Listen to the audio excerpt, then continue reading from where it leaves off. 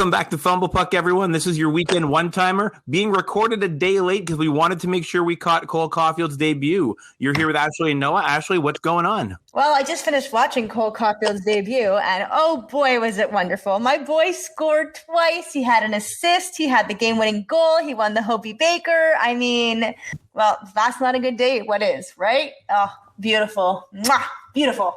The best thing I saw on Twitter, just to have a little bit of fun at people's expense, I don't remember who it was, my apologies, but they posted on Twitter, Cole Caufield has 3 points in his debut, just like Louis Leblanc. Ouch.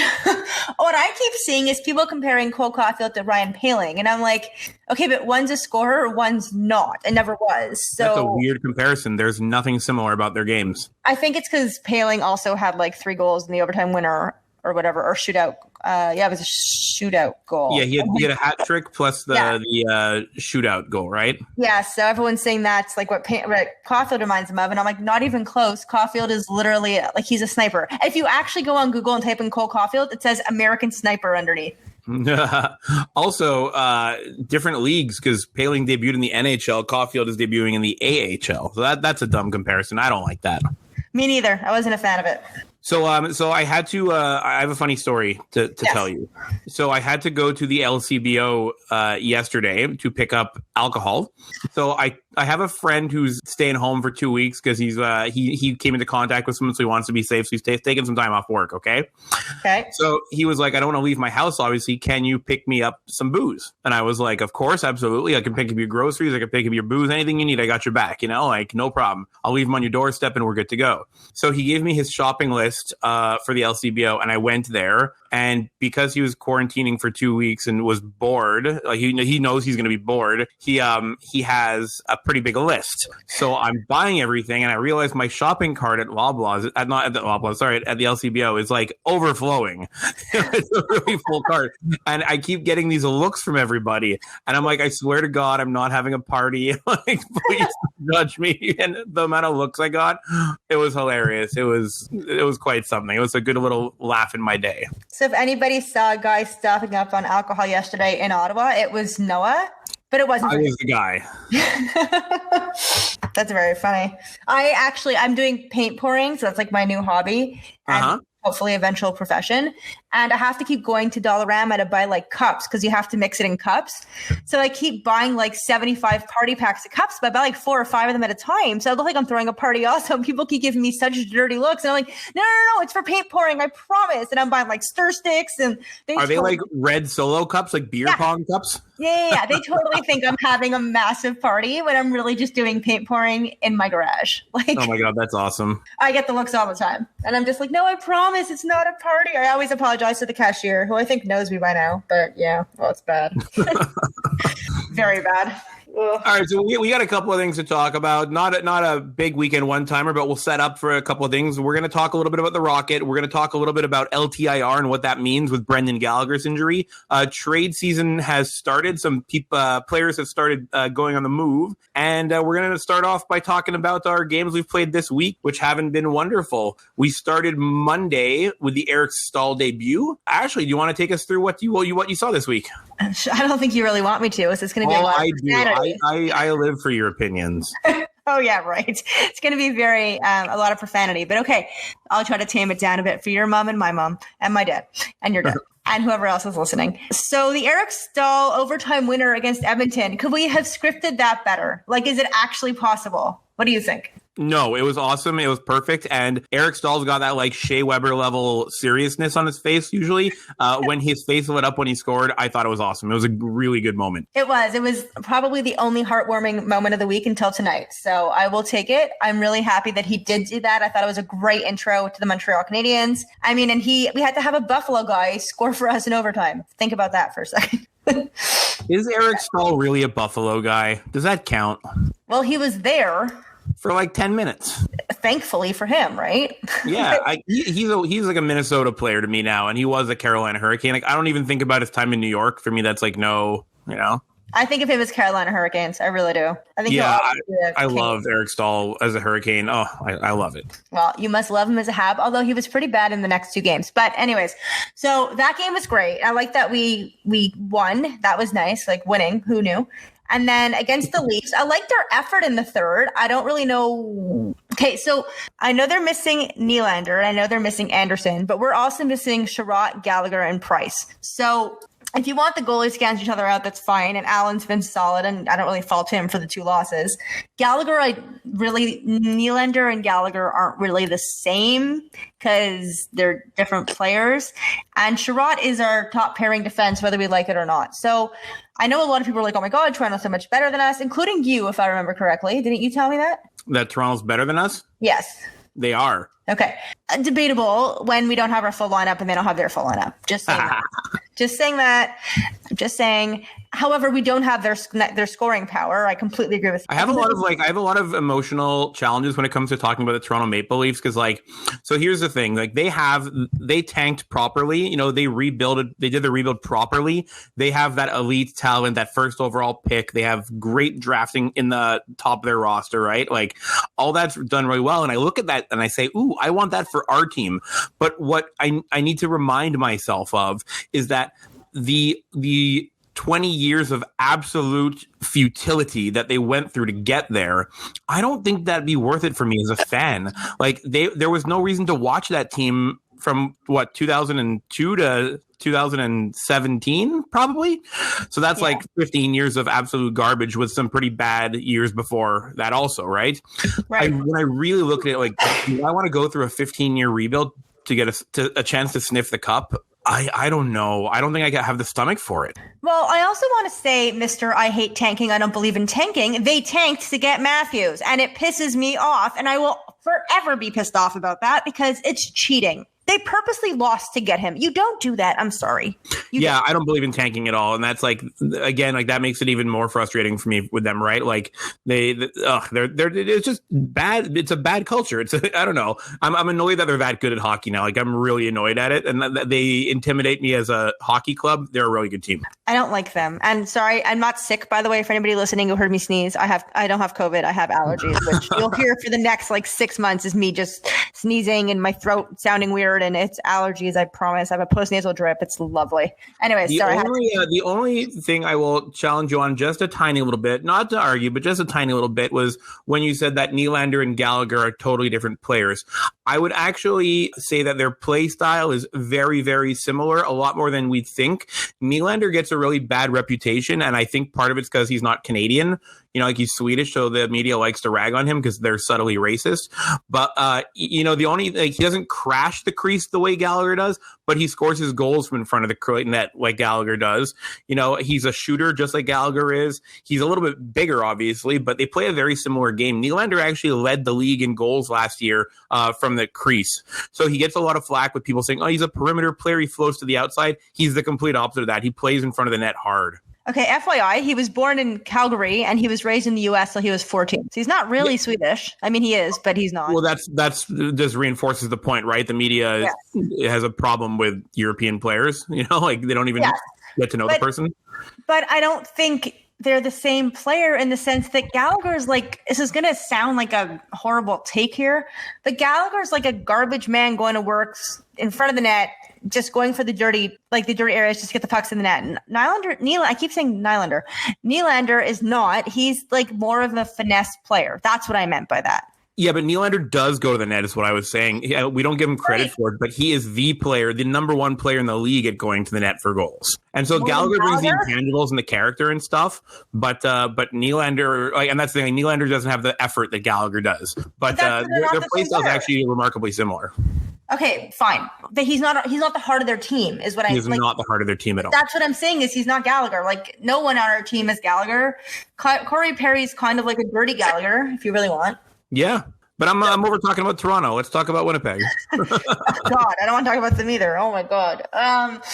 Go away, Winnipeg. Just go. They're gonna do something at the trade deadline. I think. I have a feeling they're gonna try to load up and go for it because they look good. They have an amazing forward core, an amazing goalie.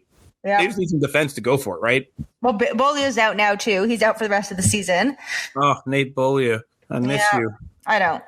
But I do wonder who they're going to go after. Probably like Dunn or someone like that.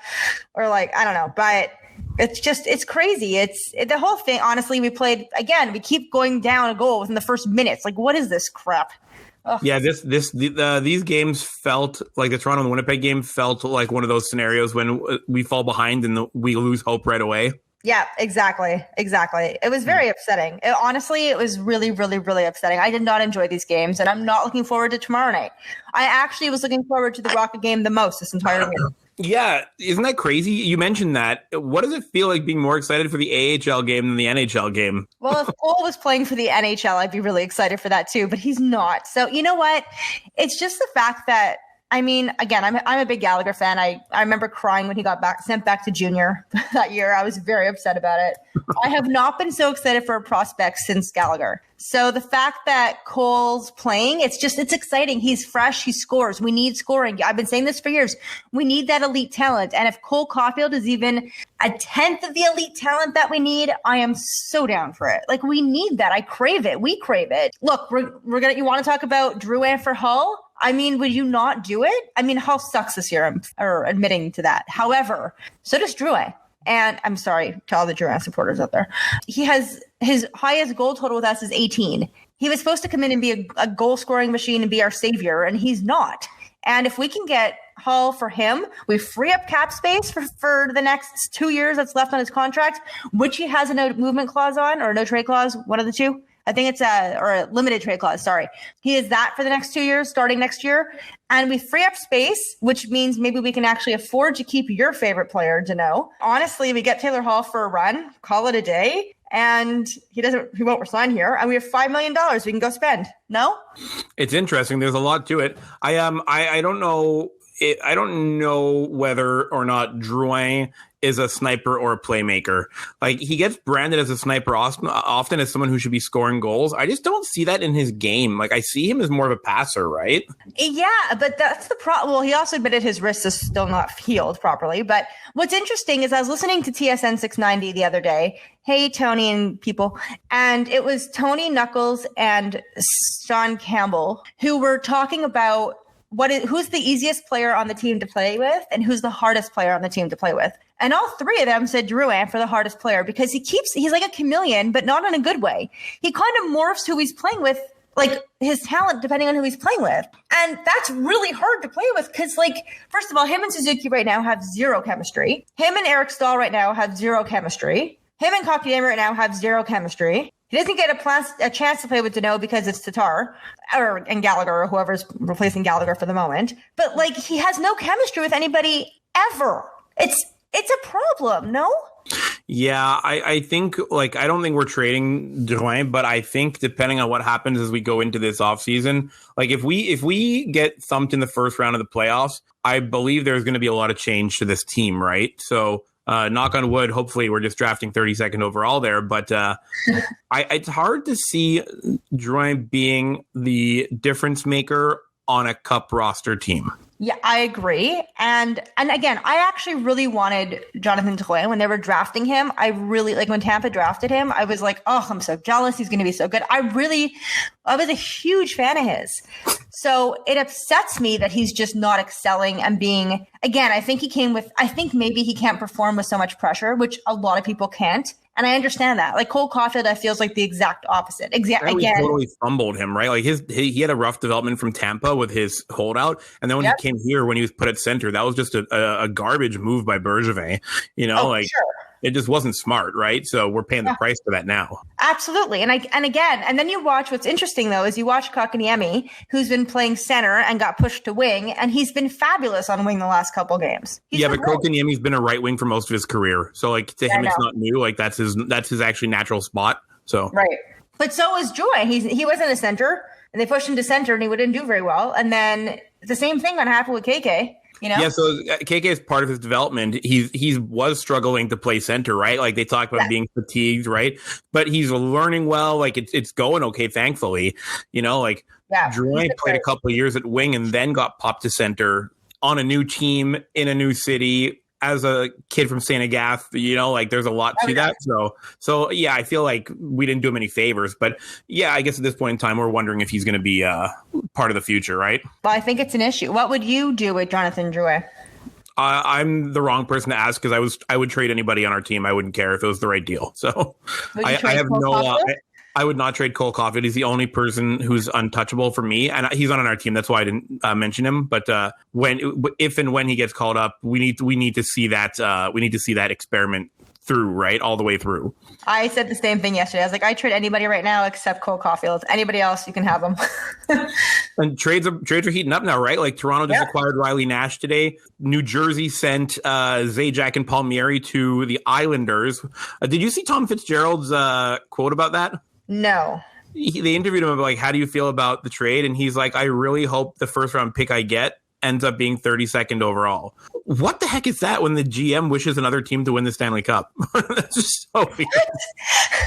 It was just really weird. Yeah, that was not good gamesmanship from Tom Fitzgerald.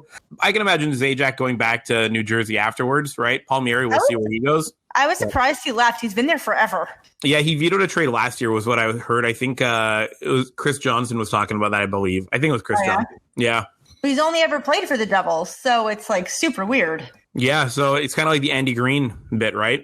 Yeah, super But the Islanders are looking good. Like my hot take for the week was going to be, I'll say it now in that case, the Islanders are a cup contender. They look great. They always are. They're so far. Again, you know how much I love Matthew Barzal. You know how much I want him on our team. I'm like, oh, great player. And you kept telling me he's not the difference maker. He is a difference maker. He's so good. I don't know. I'm not sold on him yet. Like, he's good. Don't get me wrong. But, like, I don't know. I'd also, by the way, love to pray Eichel out of New Jersey. Eichel out of Buffalo. Wrong team. Oh, yeah. I would trade the moon for Jack Eichel. That's kind of like my hope is that Bergevin is going to do that. I'm hoping that Eichel really wants to like get out of New Jersey and request a trade. And he was a Habs fan. So like, let's do that, please. Yeah, he would play for Montreal. Absolutely. He was a Habs fan, a huge Habs fan, right? So like that would make sense. Oh, I would love it. That's my false hope. That's never going to happen. So you asked me to explain briefly what LTIR is, how it works compared to regular IR. Is that correct? Yeah, because I don't understand. So apparently we get all of the $3 million cap hit from Gallagher. I don't understand how, considering most of the season's been played. So shouldn't we only get like 3/4 or whatever's left of the season's IR? I don't understand it. So the way it works is this, is that you have your salary cap limit is like $81.5 million, right? Right. For every dollar above the cap hit that the injured player's salary cap takes when you put them on LTIR, you get to keep that cap space. So let's say Gallagher's cap put us $2 million. So let's say we acquire another player to fill Gallagher's spot. Then that puts us $2 million over the cap, and Gallagher's contract's 3.25 or whatever it is. Right. We would get $2 million of cap space. So because that's the amount that's over the 81.5 million. So what you want to do is you want to build your roster and call players up to get as close to that 81.5 million as you can, because you want the whole value of Gallagher's contract over it. You want the 3.75, I think it is, right? Or whatever it is. You want that amount over the cap, because then you get that entire cap space back. You get almost $4 million to play with. So that's like, you'd call up Jake Evans also, put him on the roster, anything you can to get yourself right to that spot. But the important thing is there's no way that they would put Gallagher on LTIR if they weren't planning on making a move. So a trade is coming. Who knows about that? But so why? Okay, so then here's my other question. Ben Sherratt, not on LTIR, because he's coming back apparently before the playoffs. Correct. However, but I thought you only had to be out for like 9 games or 10 games in like 3 weeks or something. So why aren't we putting him on if he's not coming back? He's going to have missed like 6 weeks. So why didn't we take advantage of that? That's what I don't get. Because when he comes back, you have to be cap compliant. So if he came back before the end of the season, we would have to trade a player away or drop a player, waive someone in order to fit his cap space back in. Oh, because the whole cap space comes back in, not just because at the end of the season in the playoffs, there is no cap hit, right? There's no salary cap in the playoffs. So if he's out until the playoffs, you can put him right back on your roster. It doesn't matter the cap hit. Okay, which is why we have the Black Aces that can play and whatever. Exactly, and that's why Tampa loaded up their roster this year without Nikita Kucherov, because they know that when the playoff comes, they can add him back on and they won't have to lose a body for it. It's basically a free roster piece, right? So wouldn't it be smarter then to put Ben Sherratt on LTIR, get a defenseman, and just keep Sherratt off the ice until playoffs? that would not be allowed. That's like he's doing it. Well, so you can make the argument that they're bullshitting it, right? And I'm not certain of that. Like, it feels like it, it definitely feels like it. But you have to have some kind of doctor's note confirming it, right? So, well, Sherratt had surgery. Maybe he's not ready, or whatever he had. He had surgery. Maybe he's not actually ready to come back to the playoffs. And then I'm assuming it's retroactive, so they could put him. Like, if we hear today or tomorrow or Monday that he's on LTIR, we assume it's legit, and it means that he's having health problems, and then we have like $7 million to play with. Yeah, correct? But there's also correct, but there's also the player part. Ben Sherratt wants to play, right? I'm saying if he's legit hurt. I'm not saying just to keep him and so up. I think the reason why they didn't do it is because they understand he's not legit hurt. He will be fine. He will be back before the end of the year. Okay, so now with this cap space that we're doing, we need to figure out from Mark Bergevin, which we won't figure out because he's impossible to read, but do we get another forward to replace Gallagher, or do we get a defenseman, right? Right. Okay, so how much cap space? So if I'm on Cap Friendly, thank you very much for that website right now, and it says deadline cap space 1.617022. That's not taking into account Gallagher's 3.75 then. So you would see on Cap Friendly, the deadline cap hit, which would be the actual. So the deadline cap space right now is 1.6 million or whatever it is. Yeah, that's how much we'll have available at the deadline, and that includes that's with Gallagher's LTIR being taken off, basically. So that's not enough money to really do anything. 1.6 million. What can you get? No. So that's a daily cap hit, right? So you have Gallagher's full 3.75 cap hit. The deadline cap space, you have that much money to acquire. So there's like, if you have so Taylor Hall's an $8 million player. By the trade deadline, he's only going to be owed, $3 million.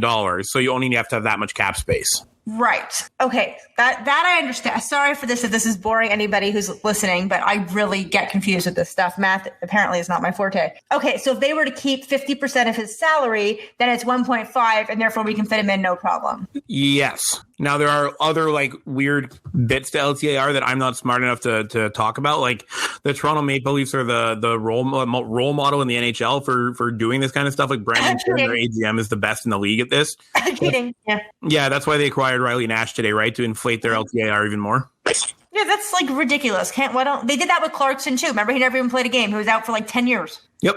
Absolutely. And so that's like the difference. So teams like Montreal and Toronto that have money, this is one of the advantages in the CBA that they have in order to flex their financial muscle. Whereas teams that don't have a lot of cash, like Arizona, let's say, their weapon that they can use is they can rent out cap space, right? They can take on dead contracts and stuff like that too. So, the cap is designed to the CBA is designed to give advantages and disadvantages to different teams. And these are just teams exploiting those. It pisses me off that Toronto seems to do that every year, though. In every way, shape, and form. That's what happens when you got great management. It's annoying. It is annoying. All right, we got one game coming up this week. We have a game tomorrow, which is against the Winnipeg Jets again. Mm-hmm. How are you feeling about that? If it's based off last night's game, not very good. We outplayed them for a lot of that game yesterday. We just couldn't score as usual. I know, but this is the problem. We can never score. And you know what? Allen lets in kind of a softie once every game or whatever, but also his goal support is not there. They had a thing about how, like, I saw some tweet yesterday. I saw that tweet also. Yeah, how it's like they average like 2 goals when it's Allen and nets, which is funny because that was Carey Price until like this year or last year. That was Carey Price's problem. So why can't we score? What is happening, Noah? We have scores. Why don't they know how to put the puck in the net? It's not a hard concept. Big net, puck in it. Well, we just need more scores, right? I mean, like Toffoli's scoring, Anderson's scoring. We just need more. Well, is he going to get us a forward, or is he going to get us like? I feel like he's just going to get like either a bottom 6 center, which he kind of did with Stahl, but he's playing second line, or he's going to get us like a Nestorov type defenseman. Yeah, so like the idea would be you needed a defenseman, a puck moving defenseman, because as a rush team that uses its skating, you need a defenseman who can pass the puck up quicker and get the play moving, right? Like it's not Romanov, it's not Mete, it's not Petrie, because he skates the puck up, right? He's not the he doesn't create the play as much. So I don't know, like I'd really like to see a great left side puck moving defenseman. Or just I want to see a blockbuster. Like I'm looking at the Philadelphia Flyers. They got stuff, Oh, I would love to get what's his face from the Philadelphia Flyers. You're going to say Travis Konechny. I'd love to get him, but he's like he's Brendan Gallagher light. Yeah, we're not going to get him though, unfortunately. No, but I know. I don't know. I think we need to get. I looked up flyers, and I'm getting like got like the circulars flyers. Wrong one. Trying to find their roster. I just it's so frustrating. It's so frustrating. I'd even take Joel Farabee at this point. He's annoying. They're not trading Joel Farabee. I know, but he's so good. Yeah, you don't trade good young players. That's bad. That's a bad strategy. I know. I take Provorov too. Yeah, like I take, Connor McDavid, of course. Like, yeah, Oh, me too. It's not happening though. But Provorov's not happening either. I know. I'm aware. I just have my wish list. I don't know. I think I'm always more towards offensive talent than I am towards defending. I don't know why, even though I know you need both. But I really think we do need a lefty. But I also think like a puck moving lefty. But I think we also need I really want Jack Eichel. I really just want a game-breaking elite talent and who's not Cole Caufield. I want them to play with Caufield because I want to be able to say, look, we have elite talent too. That's what we're missing. It's the one thing we've been missing for years. As you said, it doesn't have to be a center. I don't give a crap if it's a winger. I would take Laine. He's been horrible in Columbus. I would take him for Jonathan Drouin also. I would do that trade in a heartbeat. I wouldn't even think twice. I don't care what Patrick Laine wants as a contract. I'd do it. I'd do it too. And then let Columbus deal with Drouin. Drouin and Domi are best friends. They'd be perfect together. Well, those are all fun pipe dreams. Those probably aren't coming to fruition. There will be a trade, though. There has to be. So we'll see something happening as the week rolls on. There's not too much happening this weekend in terms of games and action because a lot of teams are going to be holding out players and waiting. The games I marked down to watch are back-to-back Saturday, Sunday. Saturday, you got Boston, Philly as the afternoon game because you're watching the Habs at 7 o'clock. But that's a 2 o'clock start. Curious to see what Philly does if they're holding out any players because there's no way they're making the playoffs. They're a really bad team, and you can expect a lot of change on that roster, right? And then Sunday's the same thing, Philly and Buffalo, looking to see who else is getting traded from those two teams. So keep an eye on those two games if you're not watching, if you're looking for more hockey outside of the Habs. But otherwise, we're just gearing up to see what happens Monday.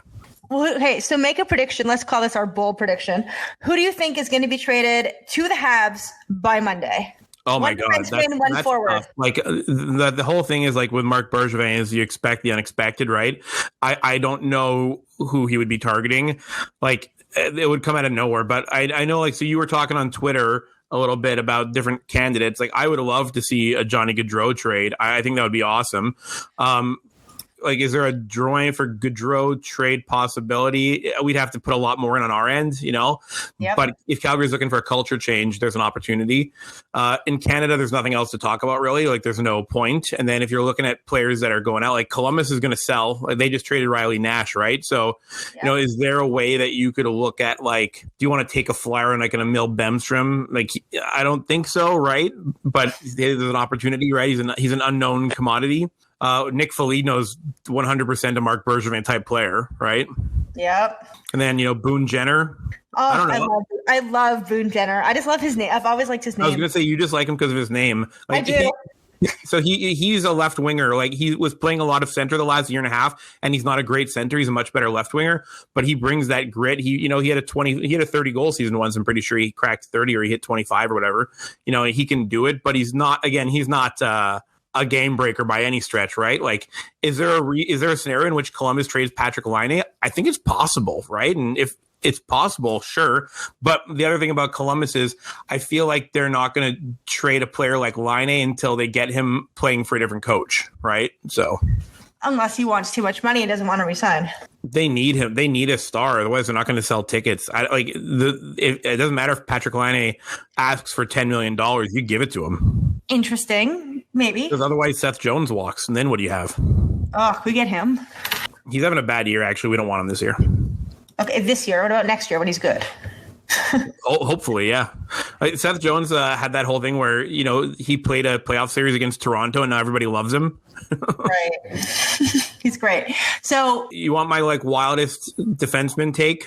Yeah. I joked about it on Twitter and no one responded to it, so I was sad. Erik Carlson. Oh, well, now I see why no one would respond to that. They're probably too busy peeing in their pants and laughing at you. Okay. Right, but like Erik Karlsson, that style of play is exactly what we need. He's a right shot D, so it's not exactly the perfect fit, but How many years left in his contract, though? 35. 35 years left in his contract? Oh, that's right. Something like that. Him, Burns, and Vlasic are all signed until they're 95. Oh, well, that's a problem. Yeah, so we're never going to get Erik Karlsson, but like that's exactly what we kind of want, right? Like that's it. Right. Oh, yeah, they signed into an 8-year deal in 2019. Yeah, he's got like 6 or 7 years left. So does Burns has 6 years left. Vlasic has 7 years left. Like it's a disaster there.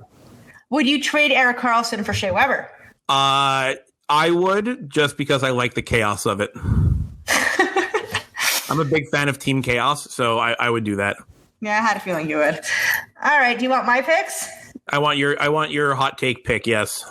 Okay, so my hot take pick, my non-realistic one is Eichel. In case you haven't heard me say that 6 times tonight.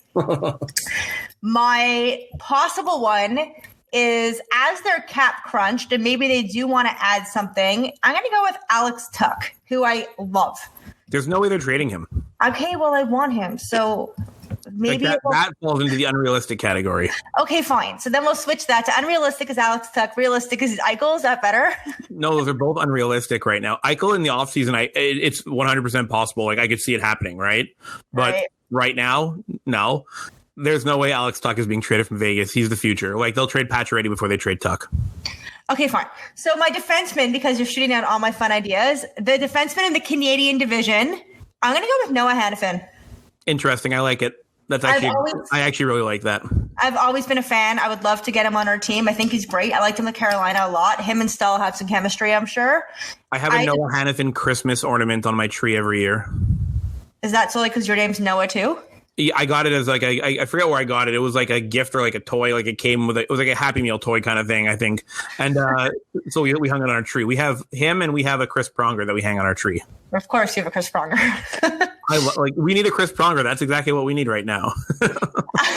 My forward, who may happen, but I highly doubt it. Even though I kind of doubt it, but it's more realistic than the rest, apparently. Fine, except it's Eichel. How about Anthony Mantha? Why would they trade him?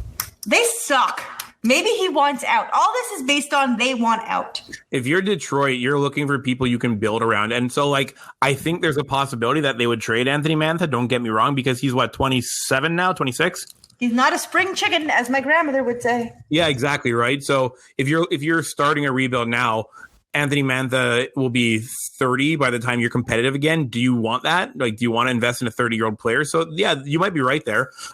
Anthony Mantha would cost a lot. You'd be giving up a first-round pick, and they'd want one of our hotshot prospects, right? So who do you do? That's the challenge. Well, we have a ton of D, and we can't fit them all into the pipeline anyway. So I'm not opposed to trading a D. And they don't need any of our roster D, right? No, so we don't need to send them a roster D unless they want like Mete. But you'd have to send back a roster player too, right? Yeah, I'm sending them back Mete. No? The salary cap. I'm sending them back Drouin. Get over it, Drouin. He's my go. I'll send him to no if they want to. But then on the right wing, we'd have Mantha, Anderson, Toffoli. Like our right wing is going to be heavy. Huge. It's great. Interesting. All right, Anthony Mantha. I'm okay with that. It could work. I mean, whatever. We have to quarantine for 7 days. Maybe he'll lose a few pounds. Then we'll have not as big as a right wing. What do you want me to tell you? I don't know. He's 6'5". He's a monster. I know. I love him. He's great. I think he'd be fun. I think Martin Frk was waived the other day, wasn't he? He was. I just like him because of his name. I also love him because he's got the hardest shot in the league. So does he? So he was he bumps back and forth between the AHL and the NHL, right? In the AHL All-Star game last year, the year before, he broke the record for hardest slap shot ever. Really? Like he shoots the puck harder than Shea Weber, literally. Huh. And he's a right-hand shot, so like he's a one-trick pony, and that one trick he does is really, really good. Interesting. Well, today Byron was placed on waivers again. Yeah, of course. They're just trying to get cap space for him, right? I wish someone would claim him. Why, right? Why would anyone want that? That's the problem. I know. It's too bad. All right. Well, we got to wrap up. We got to hit the road. For everyone, just for scheduling purposes, normally we drop another recording on Monday. We're actually going to wait till after the trade deadline to record our next episode so that we can talk about, go in depth as to everything that's happened that day and kind of give you a big recap of all that.